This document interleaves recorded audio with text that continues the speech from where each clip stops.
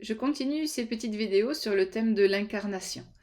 Et un sujet qui me tient à cœur pour comprendre le début de l'incarnation, c'est finalement euh, l'incarnation des enfants. Vous avez certainement entendu que les enfants aujourd'hui, ceux qui arrivent, ceux qui naissent, et depuis ces dernières années, ont des potentiels très particuliers. Il y a 30 ans, on parlait des enfants indigos, puis il y a eu cette vague d'enfants cristal, et là on en est à cette vague d'enfants arc-en-ciel, qui sont donc progressivement, à chaque étape, des enfants qui sont là pour changer le monde. Si vous êtes enfant indigo, vous savez, en tout cas si vous êtes adulte plus que trentenaire, vous avez probablement des hypersensibilités. Et cette hypersensibilité, il a fallu apprendre à la canaliser. Vous êtes dans cette sensibilité qui peut être des fois à fleur de peau, des fois pas forcément compris, ou ces fameux enfants qu'on appelait les enfants buvards. Alors, ils existent encore aujourd'hui et peut-être même aujourd'hui encore plus hypersensibles. Dans tous les cas, ces enfants dans cette sensibilité paraissent comme être différents parce que ce sont aussi des enfants mystiques. Et c'est ça qui va nous intéresser dans cette vidéo, c'est l'enfant mystique. Lorsque vous avez passé cette vague d'enfants indigo, il y a eu la vague d'enfants cristal. Et ces enfants sont clairement là pour amener quelque chose de notable dans le monde, amener des changements dans différents horizons, différentes matières, que ce soit même à l'école, et qui sont là pour amener des changements de conscience, des éveils de conscience, peut-être d'un point de vue plus, je dirais plus punchy, de manière plus claire, plus établie, avec un caractère plus déterminé. Alors que dire des enfants arc-en-ciel qui sont vraiment ces enfants qui aujourd'hui ont 3, 4, 5 ans et ceux qui viennent de naître là. Ils sont encore plus déterminés, ils ont des sens encore plus développés.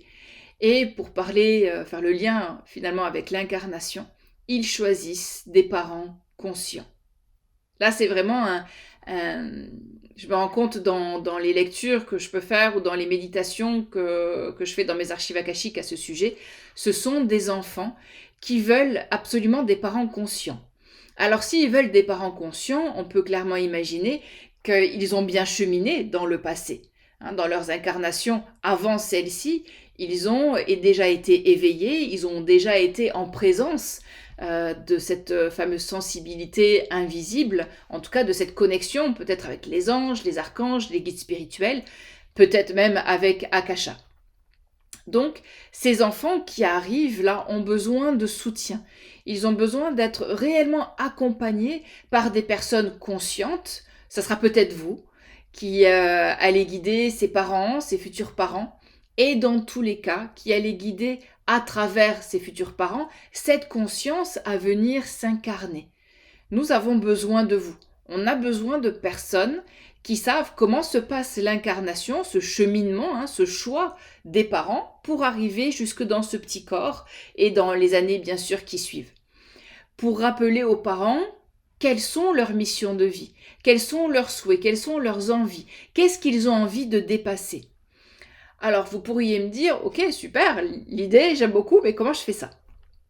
Alors tout simplement déjà, je dirais que la première étape est de savoir comment ça se passe.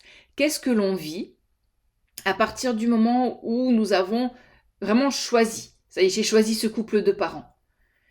Et qu'est-ce qui se passe lorsque j'ai choisi ce couple de parents? Dans quelles circonstances est-ce que j'ai été créée? Est-ce que c'est dans un contexte d'amour? Est-ce que c'est dans un contexte de faire l'amour et conscient? Est-ce que la future maman a préparé son utérus? Est-ce qu'elle a fait des soins énergétiques? Est-ce qu'elle a fait attention à son alimentation? Est-ce qu'elle a fait attention à ses émotions? Est-ce qu'au moment de l'acte d'amour, est-ce qu'ils se sont dit des mots doux? Est-ce qu'ils ont tout simplement dit « Viens, nous t'accueillons à travers cet acte d'amour » en parlant directement à la conscience de l'enfant? Parce que bien sûr, si on remonte un petit peu plus loin, ses futurs parents savent qu'il y a déjà cette conscience qui est autour d'eux depuis un moment. Et puis une fois que cette conscience a vu ses parents, alors on est d'accord, ils ne voient pas l'acte d'amour, il n'y a pas de choses intrusives comme ça. Okay, et ils ont ressenti les émotions. Et peut-être plein d'autres choses. Et ça, on verra un petit peu plus tard. Cet enfant va commencer à faire ses descentes, à descendre dans ce petit corps qui va être en formation. Et là, quelles sont, encore une fois, ses émotions? Qu'est-ce qu'il ressent sur le plan physique, mental, émotionnel, spirituel? Il entend ses parents, il entend les pensées, ils sentent et ils ressentent tout. Alors, effectivement, peut-être qu'on peut se dire, waouh, est-ce que j'ai été déjà le parent qui correspondait à cette attente? Ok, peut-être que oui, peut-être que pas à la hauteur de ce que vous voudriez maintenant. Toujours est-il que les choses sont faites et c'est totalement ok. Et comment est-ce qu'on répare? Par la compréhension, par le fait de sortir de l'ignorance, par le fait d'aller nettoyer, d'avoir le courage de regarder de plus près. Pour nous, pour notre incarnation, et donc pour les enfants qui descendent maintenant. Donc, dans tous les cas, imaginez cette conscience a vu, a ressenti ses parents dans cette bienveillance d'amour, hein, et elle commence son trajet. Mais en descendant, petit à petit, nous oublions. Nous partons très motivés en disant je vais faire ça, telle mission de vie, ça va être fabuleux, je vais revoir un tel, nous allons transformer toute cette problématique karmique dans nos lignées et je peux vous assurer que nous sommes souvent très très motivés. Et lorsque nous descendons, nous oublions. Nous oublions pourquoi nous sommes là. Ça, c'est la joie de l'incarnation. Nous oublions finalement pourquoi nous sommes là. Et c'est pour ça que nous avons besoin de parents conscients qui nous rappellent au fur et à mesure. Parce que nous avons eu bien sûr ce contact en amont. Nous nous sommes parlé. Eh bien, nous allons pouvoir expliquer à cet enfant, lui rappeler pourquoi est-ce qu'il est là, quels sont ses objectifs. Et le parent qui est conscient, la mère, le père bien sûr, peuvent entretenir ce lien, cette conversation alors que le bébé est dans le ventre. Pour arriver le plus naturellement, de la plus belle des manières, jusqu'au moment de l'accouchement, où et l'enfant, et la mère, et le père bien sûr, vont intégrer et enregistrer dans leurs propres archives le moment de la naissance. Encore une fois, d'un point de vue physique, mental, émotionnel, spirituel. L'enfant et la mère le vivent dans la chair. Cette sortie, le fait d'être non attaché, le fait de se demander comment est-ce qu'ils vont être accueillis, comment est-ce que l'enfant va être accueilli, lui, quand il va sortir. Est-ce que ça va être dans l'amour? Est-ce que ça va être dans la peur?